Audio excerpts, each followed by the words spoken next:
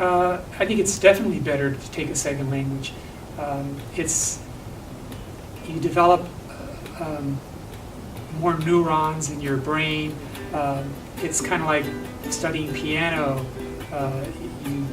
People who have music skills can read sheet music.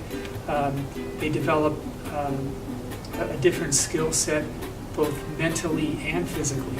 And I strongly believe that you develop that as you learn a second language. I think there's also a correlation between people who play musical instruments or who are strong in math and people who are strong in languages. I think my favorite word to sign would be bored, because the sign for bored is bored. And it's just picking your nose and just kind of, and it's really great when it's paired with a facial expression, because that's basically what American Sign Language is.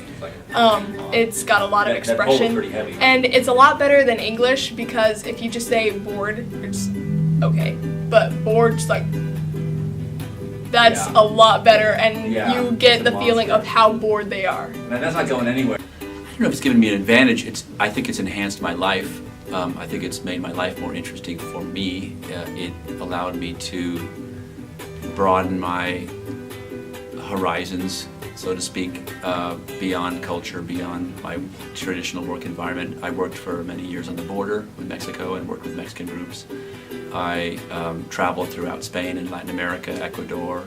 I ended up teaching some Spanish in the Peace Corps for 2 years in the Caribbean. I met a woman in Spain that I later married. Our kids are bilingual. My daughter is learning German right now. She lives in Berlin. She already speaks Arabic, French, and Spanish, and Portuguese. And my son is bilingual and speaks Spanish regularly.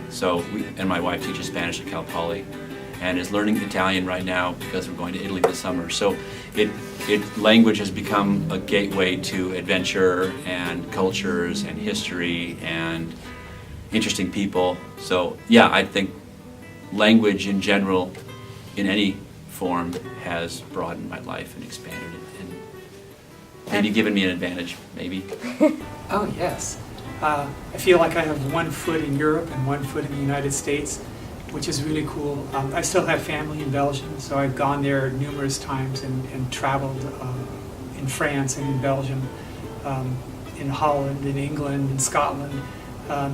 It opens up your vision to the world.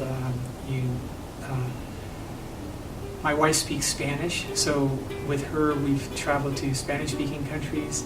We've been to Spain. So between our French and our Spanish, we can get around quite a bit. I think the fastest way is to be more immersed in the actual language, because when you're immersed, you kind of soak it up like a sponge. And you are able to learn a lot more vocabulary too, because when people use different words, you say, hey, that's a really cool word to use too. So yeah, definitely be immersed. If you're not, it's going to be a lot harder. Well, I think it's always hard to feel like you're limited, almost like in a cage, and you want to be free and express yourself and have your ideas flow, and the language and the grammar and the rules keep you from flowing. And so I think it's frustrating. Sometimes it feels like you're confined. I think the grammar, a lot of times in any language, is a frustration, and you can't express yourself freely. Study a language. It's great for you, and it'll help get you into college. Most 4-year universities want 2 to 3 years of a language. ASL is really dang great. It's gonna help. Viva el bilingüismo.